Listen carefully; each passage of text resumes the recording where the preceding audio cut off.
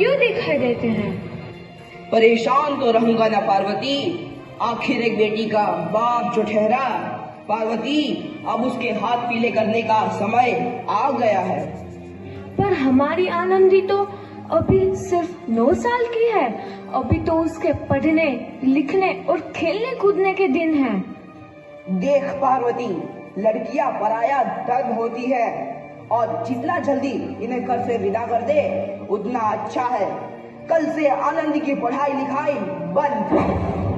पर बापू, इसमें मेरी क्या गलती है? आप मुझे पढ़ाई करने क्यों नहीं देते? तेरी गलती है कि तू एक लड़की है। लड़का होती तो क्या बापू? लड़का होती तो क्या? ए लड़की, ज्यादा जबान ना चला, नहीं तो जबान हलक से खींचकर बाहर निकाल दूंगा। बापू, मैं पढ़ लिख कर कुछ बनना चाहती हूँ। मेरी पढ़ाई ना रोको बापू। आनंदी, तुझे पढ़ना है तो पढ़, लेकिन सारी उम्र बाप की छाती पर यूं बोझ बनकर ना बैठ। पर बापू, अभी तो मेरी उम्र पढ़ाई लिखाई की है। मुझे पढ़ लिख कर डॉक्टर बनना है। पढ़ाई पढ़ाई पढ़ाई, आज तो तेरी किताबों का काम तमाम करके ही छोड़ूंगा। ये ले। नहीं बापू, मत फाड़ो बापू। छोरी। नहीं बापू, नहीं।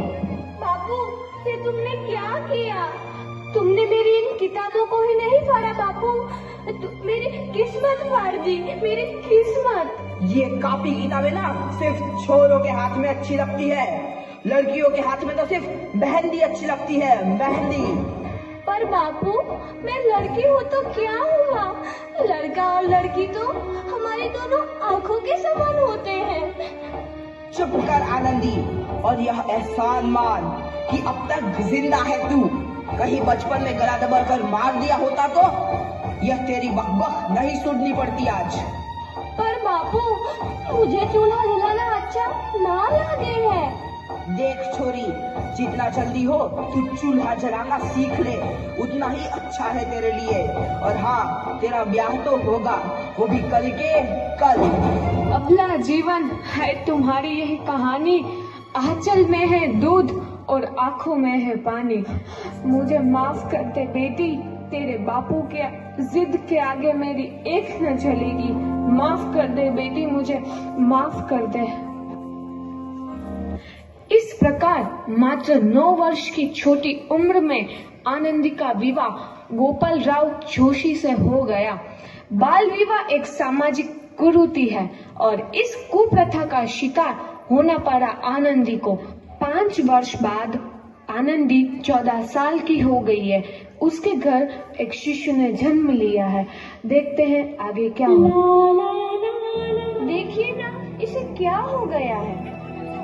इसका माथा तो अंगार की तरह तप रहा है। इसे तो बहुत तेज बुखार है।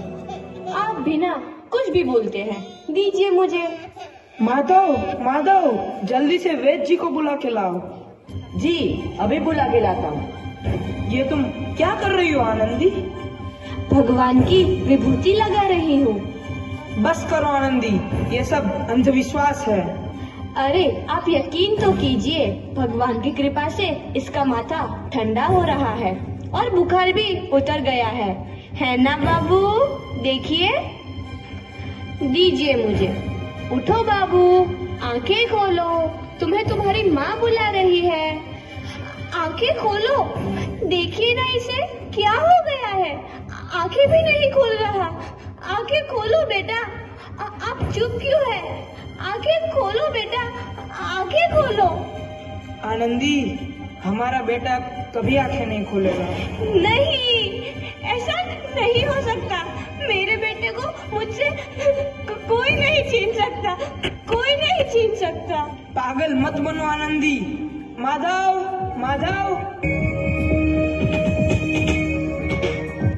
आनंदी, बंद करो ये पागलपन। भगवान ने मेरा बच्चा छीन लिया।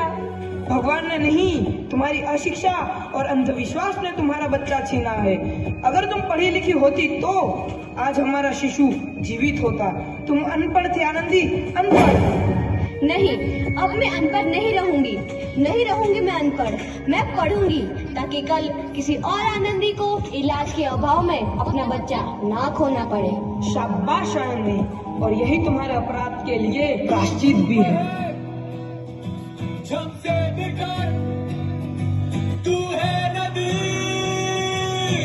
आनंदी, तुम्हारी 12वीं का परिणाम आ गया है।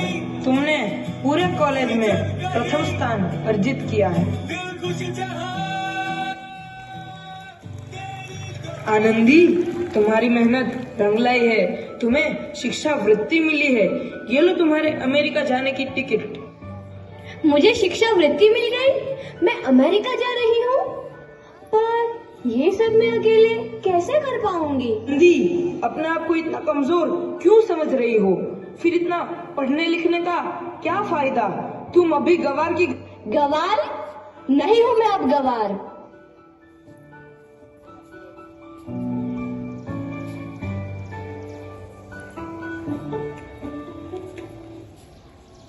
इस प्रकार 7 अप्रैल 1883 को आनंदी अमेरिका के पेंसिल्वेनिया के लिए रवाना हुई और 3 साल बाद उन्होंने डॉक्टर ऑफ मेडिसिन की उपाधि प्राप्त कर ली। इधर आनंदी के पिता की तबीयत बहुत खराब है। आगे क्या होता है देखते हैं। लगता है अब मेरे जाने का समय आ चुका है। अब मैं नहीं बचूंगा। ऐसा मत बोलो। शहर के सिटी हॉस्पिटल में अमेरिका से डिग्री लेकर कोई बड़ा डॉक्टर आया है। एक बार वहाँ चलकर दिखा लेते हैं। हाँ, सही बोला भैया। कम से कम दिल को तसल्ली तो मिल जाएगी। हाँ, चलो चलो जल्दी हॉस्पिटल चलते हैं।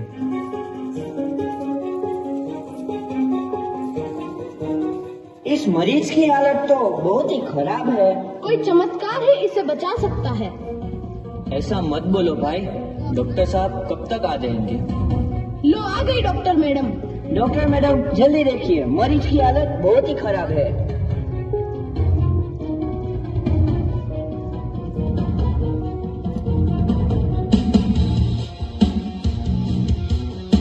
अब आप बिल्कुल ठीक हैं।